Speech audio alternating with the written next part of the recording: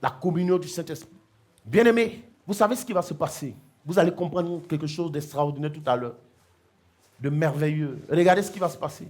Vous savez que quand on va dans une nation étrangère, écoutez-moi bien, quand on parle du Saint-Esprit, ceux qui sont disposés là, c'est eux qui touchent.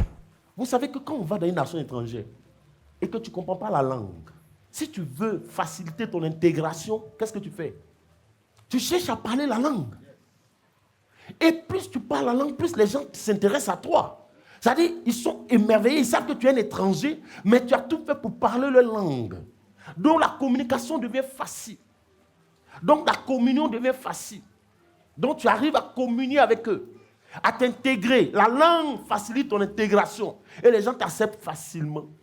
Ce que je vais te dire là, c'est bouleversant.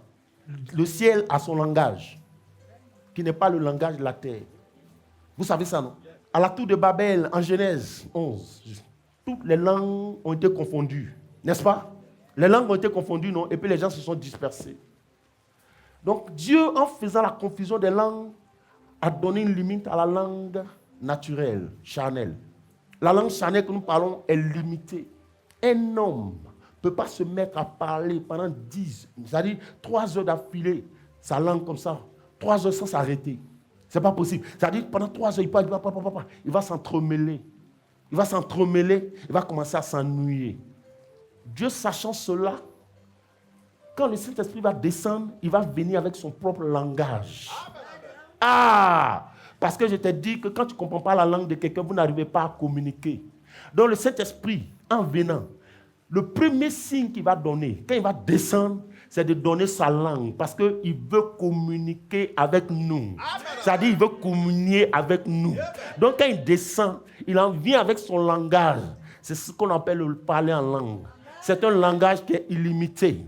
Un homme ne peut pas parler avec l'intelligence pendant 3 heures, 4 heures. Non. Mais cependant, celui qui est rempli de l'esprit peut parler en langue pendant 4 heures, 5 heures, 6 heures, 7 heures. Tout dernièrement, on vient de voir qu'il y a un pasteur qui a parlé en langue pendant 10 heures d'affilée. Et des miracles extraordinaires se sont opérés. Si je ne comprends pas le langage que parle mon fils aimé, on ne peut pas communiquer. On ne pourra pas communiquer, on ne peut pas se comprendre. Donc le Saint-Esprit sait que la communication dont parle la Bible ici, en 2 Corinthiens 13, c'est-à-dire passe par le langage. Et comme le langage du ciel n'est pas le langage de la terre, donc il vient avec un langage. Et donc c'est pour ça que quand les gens reçoivent le feu, en même temps, la Bible dit, des langues semblables à des langues de feu se sont apposées sur chacun d'eux. Et remplis de l'esprit, ils se sont mis à parler une langue qu'ils n'ont jamais apprise, une langue qu'ils n'ont jamais entendue. Ils se sont mis à parler le langage du ciel. Et la communication avec le Saint-Esprit est devenue aisée, elle est devenue parfaite. Est-ce que quelqu'un peut me donner une acclamation pour que j'avance? Alléluia. Yes. Cela révèle l'importance du parler en langue. Parce que plus tu parles, plus la communion devient parfaite. Quand tu parles en langue. Et c'est pourquoi Paul, sachant cela, il le dit en Corinthiens, il dit en Corinthiens 14, verset 18, il dit, je parle en langue plus que vous tous.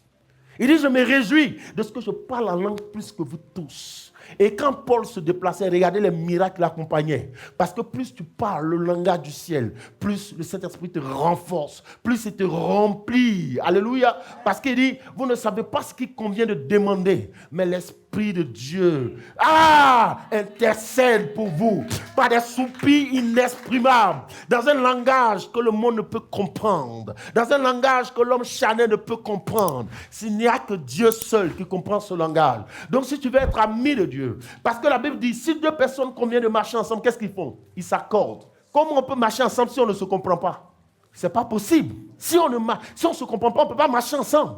C'est pourquoi, non, Dieu, notre Dieu, est le véritable Dieu. Non, c'est un Dieu de justice, c'est un Dieu d'ordre. C'est-à-dire, il est parfait en tout ce qu'il fait. Parfait en beauté, parfait en amour, parfait en grandeur, parfait en justice. Ce qui fait de lui le Dieu 3 fois saint. Il sait, il est venu pour une amitié. Il est venu pour que vous marchiez ensemble, pour que vous communiez.